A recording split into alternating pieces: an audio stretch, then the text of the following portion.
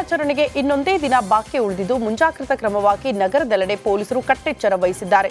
Silicon ಸಿಟಿಯಲ್ಲಿ ಕೈಗೊಂಡ ಅಂತಿಮ ಹಂತದ ಭದ್ರತೆ ಬಗ್ಗೆ ನಗರ ಪೊಲೀಸ್ ಆಯುಕ್ತ ದಯಾನಂದ್ ಖುದ್ದು ತೆರಳಿ ಪರಿಶೀಲನೆ ಮಾಡಿದರು.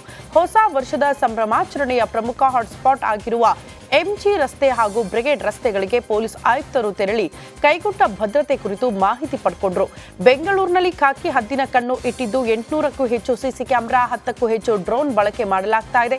ಅಲ್ಲದೆ 2000ಕ್ಕೂ ಹೆಚ್ಚು ಪೊಲೀಸರ ನಿಯೋಜನೆ ಮಾಡಲಾಗಿದೆ.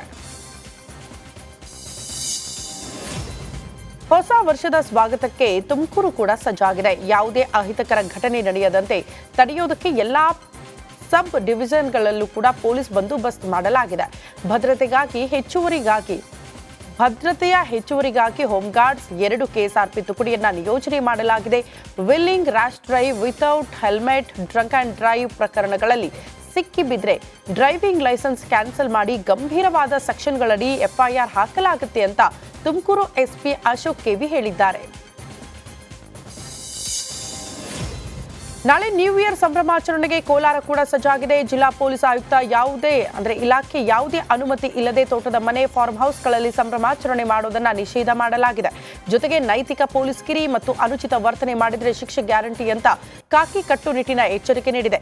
ಹೊಸ ವರ್ಷದ ಹಿನ್ನೆಲೆ ಸುಮಾರು 500 ಪೊಲೀಸ್ ಸಿಬ್ಬಂದಿ ಮತ್ತು 200 ಗೃಹ ರಕ್ಷಕ ದಳದವರನ್ನ ನಿಯೋಜನೆ ಮಾಡಲಾಗಿದೆ. ಅಲ್ಲದೆ ರಾತ್ರಿ ಇಡೀ ಪೊಲೀಸ್ ಸಿಬ್ಬಂದಿ ಕಾರ್ಯನಿರ್ವಹಿಸಲಿದ್ದಾರೆ ಅಂತ ಕೋಲಾರ ಜಿಲ್ಲಾ ರಕ್ಷಣಾಧಿಕಾರಿ ಬಿ ನಿಖಿಲ್ ಹೇಳಿದ್ದಾರೆ.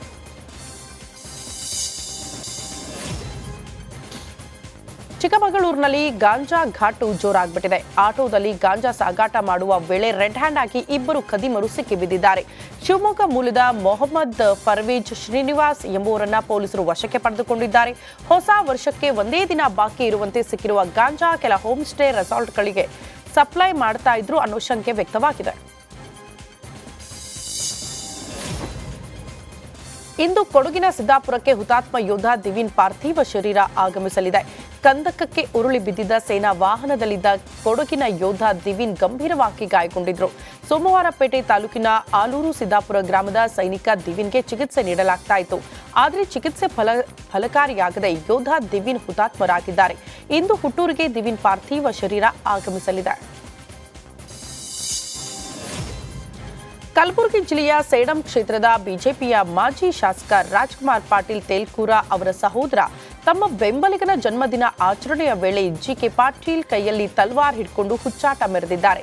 ತಲ್ವಾರ್ ಪ್ರದರ್ಶನದ ವಿಡಿಯೋವನ್ನ ಟ್ವೀಟ್ ಮಾಡಿ ಸಚಿವ ಪ್ರಿಯಾಂಕ್ ಖರ್ಗೆ ಆಕ್ರೋಶ ಹೊರಹಾಕಿದ್ದಾರೆ. ಇದು ಗೂಂಡಾಗಿರಿ ಅಲ್ಲದೆ ಮತ್ತಿನ್ನೇನು ಅಂತ ಚಾಟಿ ಬೀಸಿದ್ದಾರೆ.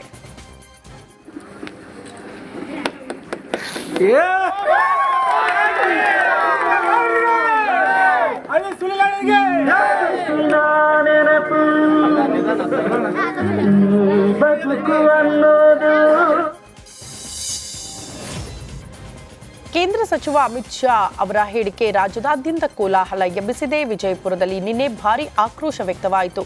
ಆದರೆ ಪ್ರತಿಭಟನೆಯಲ್ಲಿ ಭಾಗಿಯಾದ ಮನಗೂಳಿ ವಿರಕ್ತ ಮಠದ ವಿರತೀತಾನಂದ ಸ್ವಾಮೀಜಿ ವಿವಾದಾತ್ಮಕ ಹೇಳಿಕೆ ನೀಡಿದ್ದಾರೆ. ಹಿಂದೂ ದೇವರುಗಳ ಬಗ್ಗೆ ನಾಲಿಗೆ ಹರಿಬಿಟ್ಟಿದ್ದಾರೆ. ನಾವು ಹಿಂದೂಗಳಲ್ಲ, ವೈದಿಕ ಧರ್ಮ ಆಚರಣೆ ನಮ್ಮದಲ್ಲ, ನಮಗೆ ಯಾರು ದೇವರಿಲ್ಲ, ದೇವರೆಲ್ಲ ನಮಗೆ ಕಸದ ಸಮಾನ ಅಂತ ವಿವಾದಾತ್ಮಕ ಹೇಳಿಕೆ ಕೊಟ್ಟಿದ್ದಾರೆ. ಇನ್ನು ಕೇಂದ್ರ ಗೃಹ ಸಚಿವ ಅಮಿತ್ ಶಾ ವಿರುದ್ಧ ಸ್ವಾಮೀಜಿ ಕಿಡಿಕಾರಿದ್ದಾರೆ. ಕೇಂದ್ರ ಗೃಹ ಸಚಿವರ ಹೇಳಿಕೆಯಿಂದ ನೋವಾಗಿದೆ. ಅಂಬೇಡ್ಕರ್ ಅನ್ನೋದು ಒಂದು ಪ್ಯಾಷನ್ ಆಗ್ಬಿಟ್ಟಿದೆ ಅಂತ ಹೇಳಿದ್ದಾರೆ. ಇನ್ನು ಆವೇಶದಲ್ಲಿ ಮಾತನಾಡುವುದಲ್ಲ ಅಂತ ಕೂಡ ಆಕ್ರೋಶ ಹೊರಹಾಕಿದ್ದಾರೆ. ಅವರು ಹೇಳುವ ಕುತಂತ್ರದ ಒಂದು ಭಾಗ ಈ ಅಮಿತ್ ಶಾ ಅವರ ಮಾತ. ವೈದಿಕತೆ ಅಂತಂದ್ರೆ ಏನ್ ಗೊತ್ತೈತಂದ್ರೆ ಅದು ಕರ್ಮ ಸಿದ್ಧಾಂತ, ಮೌಢ್ಯತೆ, ಕಂದಾಚಾರ, ಮೂಢನಂಬಿಕೆ, ಅಜ್ಞಾನಗಳ ಕೂಪ ಐತಿ. ಅಂದ್ರೆ ಅಜ್ಞಾನಗಳ ಬಾವಿ ಐತಿ. ಇಂಥದ್ದೆಲ್ಲ ತುಂಬ್ಕೊಂಡಂತ ಒಂದು ಬೆಂಕಿ ಬಾವಿ ಐತಿ. ಅದ್ರಾಗ ನಮ್ನ ಏನ್ ಮಾಡ್ಬೇಕಂತ ಮಾಡ್ಯಾರ ಮತ್ ಹೊಳ್ಳಿ ಒಯ್ದು ಅದ್ರಾಗ ನಮ್ ನುಗ್ಸ್ಬೇಕಂತ ಮಾಡಿ ಯಾರು ನಮ್ಮ ಬದುಕಿಗೆ ಉಪಕಾರಿ ಆಗಿರುತ್ತಾರೆ ಅವರು ನಮಗ ದೇವರಿಗಿಂತ ಹೆಚ್ಚಿನವರು. ಆ ಕಾಲ್ಪನಿಕವಾದ ದೇವರು. ಹೊಸ ವರ್ಷಾಚರಣೆಗೆ ಹಿಂದೂ ಸಂಘಟನೆಗಳಿಂದ ವಿರೋಧ ವ್ಯಕ್ತವಾಗಿದೆ. ಬಾಗಲಕೋಟೆಯ ರಬಕವಿ ಬನಹಟ್ಟಿ ತಾಲೂಕಿನ ಮಹಾಲಿಂಗಪುರದಲ್ಲಿ ವಿಶ್ವ ಹಿಂದೂ ಪರಿಷತ್ ಬಜರಂಗ ದಳದ ಕಾರ್ಯಕರ್ತರು ಪ್ರತಿಭಟನೆ ನಡೆಸಿದರು. ಚೆನ್ನಮ್ಮ ವೃತ್ತದಲ್ಲಿ ಮಾನವ ಸರಪಳಿ ನಿರ್ಮಿಸಿ ಧರಣಿ ನಡೆಸಿದರು. ನಮಗೆ ಬ್ರಿಟಿಷರ ಹೊಸ ವರ್ಷ ಬೇಡ, ನಮ್ಮ ಹೊಸ ವರ್ಷ ಯುಗಾದಿ ಅಂತ ಘೋಷಣೆ ಕೂಗಿ ವಿರೋಧ ವ್ಯಕ್ತಪಡಿಸಿದ್ದಾರೆ. ಸಂದೇಶವನ್ನ ನಮ್ಮ ಕುರಿಯರನ್ನು ಮಾತನಾಡಿಸಿದಾಗ, ನಮ್ಮ ರೈತರನ್ನು ಮಾತನಾಡಿಸಿದಾಗ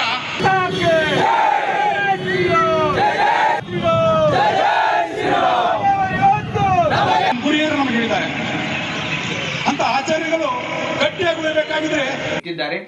ದಯಮಾಡಿ ಸಾರ್ವಜನಿಕರು, ನಾಗರಿಕ ಬಂಧುಗಳು, ಹಿಂದೂ ಪರಿಷತ್ ಬಜರಂಗ ದಳ ಮಹಾಲಿಂಪುರ ಇಂದು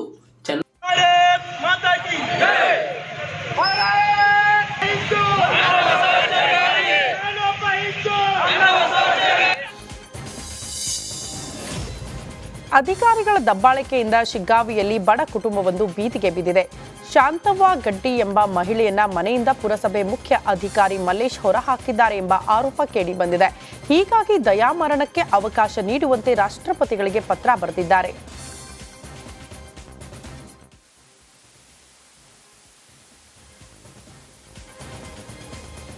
ಸರ್, ನಾವು ಅಂದರೆ ಹೆಂಗೆ ನಮ್ಗೆ ಈಜ ಹಾಕಿದಾರೋ ಹಾಗೆ ಈ ಮನೆನ ನಮಗೆ ಕೊಟ್ಟರೆ, ಈ ಮನೆ ಸಾಮಾನು ಒಳಗಿಡಕ್ಕೆ ಬಿಟ್ಟರೆ ನಾವು ಹೆಂಗೋ ಜೀವನ ಮಾಡ್ತೀವಿ ಸರ್. ಇಲ್ಲ ಅಂತಂದರೆ ನಾವು ಇಲ್ಲೇ ಸಾಯೋ ಅವಕಾಶ ಸಾಯ್ಬೇಕು ಅಂದ್ಕೊಂಡಿದ್ದೀವಿ ಸರ್. ಸೊ ನಾವು ಇಲ್ಲಿ ಮನೆಗೂ ಒಂದು ಪತ್ರ ಬರೆದು ಹಾಕಿರ್ತೀವಿ ಸರ್. ರಾಷ್ಟ್ರಪತಿಗಳಿಗೂ ಒಂದು ಅರ್ಜಿ ಹಾಕಿರ್ತೀವಿ ಸರ್. ಕೊಟ್ಟರೆ ಇರ್ತೀವಿ, ಇಲ್ಲ ಅಂತಂದರೆ ಇಲ್ಲೇ ಸದಾ ಹೋಗ್ತೀವಿ ಅನ್ನೋ ನಿರ್ಧಾರ. ಕಡಕೋಳ ಪುನರ್ವಸತಿ ಕೇಂದ್ರದಲ್ಲಿ ಅಂಬೇಡ್ಕರ್ ಪುತ್ಥಳಿ ಅನಾವರಣ ಮಾಡಲಾಯಿತು. ವಿವಿಧ ದಲಿತ ಪರ ಸಂಘಟನೆಯ ನೇತೃತ್ವದಲ್ಲಿ ಕಾರ್ಯಕ್ರಮ ನಡೆಯಿತು. ಈ ವೇಳೆ ಜಮಖಂಡಿ ಶಾಸಕ ಜಗದೀಶ್ ಕುಡಗಂಟಿ, ದಲಿತ ಸಂಘಟನೆ ಮುಖಂಡ ಪಿಎನ್ ಮೂರ್ತಿ, ಬಾಗಲಕೋಟೆ ಜಿಲ್ಲಾ ಪಂಚಾಯಿತಿ ಮಾಜಿ ಅಧ್ಯಕ್ಷೆ ವೀಣಾ ಕಾಶಪ್ಪನವರು ಕೂಡ ಭಾಗಿಯಾಗಿದ್ದರು.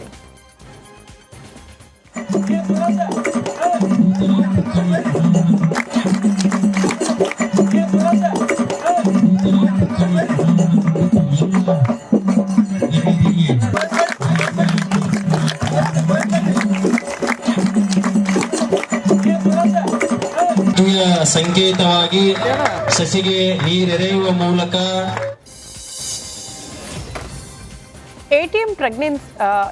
ಎಟಿಎಂ ಮಷಿನ್ ವಿಚಾರಕ್ಕೆ ಸಂಬಂಧಪಟ್ಟಂತೆ ಸ್ವಿಮ್ಮಿಂಗ್ ಮಷಿನ್ ಹಾಗೂ ಕ್ಯಾಮೆರಾ ಅಳವಡಿಸಿ ಸಾರ್ವಜನಿಕ ಡೇಟಾ ಕದ್ದು ಹಣ ವಂಚನೆ ಮಾಡುತ್ತಿದ್ದ ಇಬ್ಬರು ವಿದೇಶಿ ಪ್ರಜೆಗಳಿಗೆ 8 ವರ್ಷ ಜೈಲು ಹಾಗೂ ತಲಾ 5 ಲಕ್ಷ ದಂಡ ವಿಧಿಸಲಾಗಿದೆ. ತುಮಕೂರು ಜಿಲ್ಲಾ ನ್ಯಾಯಾಲಯ ಈ ಆದೇಶವನ್ನು ನೀಡಿದೆ. ತುಮಕೂರಿನಲ್ಲಿ 2022ರ ಅಕ್ಟೋಬರ್ 31ರಂದು ಎಟಿಎಂಗಳಿಗೆ ಸ್ಕಿಮ್ಮಿಂಗ್ ಮೆಷಿನ್ ಹಾಗೂ ಕ್ಯಾಮೆರಾ ಅಳವಡಿಸಿದಂತೆ ಕೀನ್ಯಾದ ವಾನ್ ಕಂಬೋಡಜಿ ಹಾಗೂ ನೈಜೀರಿಯಾದ ಲಾರೆನ್ಸ್ ಮೊಕೆಮೊ ನಕಲಿ ಕಾರ್ಡ್ ಬಳಸಿ ಹಣ ಡ್ರಾ ಮಾಡಿದ್ರು. ಈ ಸಂಬಂಧ ತುಮಕೂರಿನ ಸೆನ್ ಪೊಲೀಸ್ ಠಾಣೆಯಲ್ಲಿ ಪ್ರಕರಣ ದಾಖಲಾಗಿತ್ತು. ಕಟ್ಟೆಮಾಡು ಮಹಾಮೃತ್ಯುಂಜಯ ದೇವಾಲಯದಲ್ಲಿ ಕೊಡವ ಸಾಂಪ್ರದಾಯಿಕ ಉಡುಗೆ ಕುಪ್ಪಿಯ ಚಾಲೆ ಧರಿಸಿ ದೇವಾಲಯಕ್ಕೆ ಬರುವುದನ್ನು ನಿರ್ಬಂಧಿಸಲಾಗಿದೆ. ಈ ವಿಚಾರ ಭಾರಿ ಆಕ್ರೋಶಕ್ಕೆ ಕಾರಣವಾಗಿತ್ತು. ಅಲ್ಲದೆ ದೇವಾಲಯದ ವಾರ್ಷಿಕೋತ್ಸವದ ವೇಳೆ ದೊಡ್ಡ ಸಂಘರ್ಷವೂ ನಡೆದಿತ್ತು. ಸಂಘರ್ಷದ ವಾತಾವರಣವನ್ನು ತಿಳಿಗೊಳಿಸುವ ಸಲುವಾಗಿ ಕೊಡಗಿನ ಜಿಲ್ಲಾಧಿಕಾರಿ ಕಚೇರಿಯಲ್ಲಿ 2 ಸಮುದಾಯಗಳ ನಡುವೆ ಶಾಂತಿಯುತ ಸಭೆ ನಡೆಸಲಾಯಿತು. ಎಲ್ಲ ಕೆಲಸ ಮಾಡಿದ್ವಿ ಒಗ್ಗಟ್ಟಿಂದ. ಇಲ್ಲಿ ಆ ಜಾತಿ ಈ ಜಾತಿ ನಾವು ನೋಡಲಿಲ್ಲ. ನೆನ್ನೆ ಯಾಕೆ ಗೊತ್ತಿಲ್ಲ, ಅದು ನಮಗೆ ಕ್ಲಿಯರ್ ಆಗಿ ಇನ್ನೂ ಗೊತ್ತಾಗಿಲ್ಲ ನನಗೇನು ಸಹ. ಯಾಕೆ ಹೀಗೆ ಮಾಡಿದ್ದಾರೆ ಅವರು, ಅಲ್ಲ ಅದು ಸ್ವಂತ ಸೇಡಿಂದ ಮಾಡಿದಾರೋ ಅಲ್ಲ ಇನ್ನು ಅವ್ರು ಹಾಕಿದ ಕುಪ್ಪೆ ಚಾಲೆಯಿಂದಾಗಿ ಬಂತು ಏನು ಅಂತ ನನಗೆ ಇನ್ನೂ ಗೊತ್ತಿಲ್ಲ.